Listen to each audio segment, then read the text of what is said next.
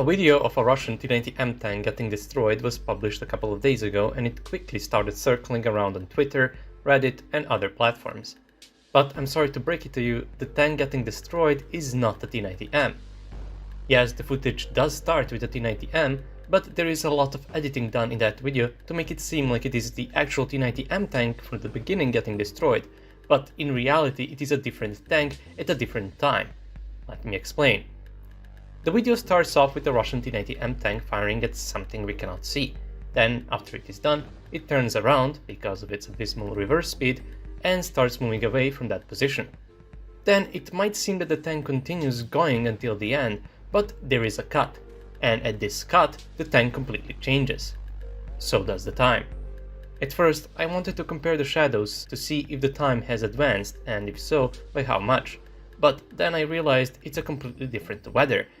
At the start it is sunny and we can see shadows, but when it cuts, it is suddenly cloudy and no shadows can be seen.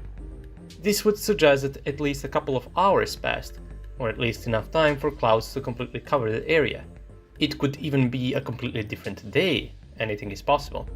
Then, if we take a closer look at the tank, it is anything but the T-90M.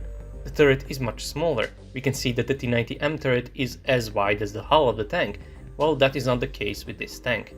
There is no remote weapon station on the roof, no bustle at the back, nothing. The tank also appears to have visible fording tube at the rear of the turret, which T-90M does not have. On top of that, the tank is facing the front. Yeah, that is right, in this instance, the tank is facing towards the camera, and the video is most definitely reversed, since this is the front of the tank. No Russian or Ukrainian tank can reverse this fast. Unless it's the Ukrainian T-84, but it isn't. So, on top of it being a completely different tank, they reversed the video to make it seem like the tank is reversing, so people would believe it is a T-90M tank from earlier.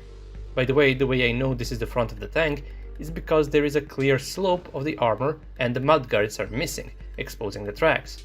But if it was the rear, tracks wouldn't be so exposed, since those tanks have storage boxes and external fuel tanks, so even if mudguards broke, tracks would not be so visible. Not to mention that front guards missing is not a very rare thing to happen on these older models.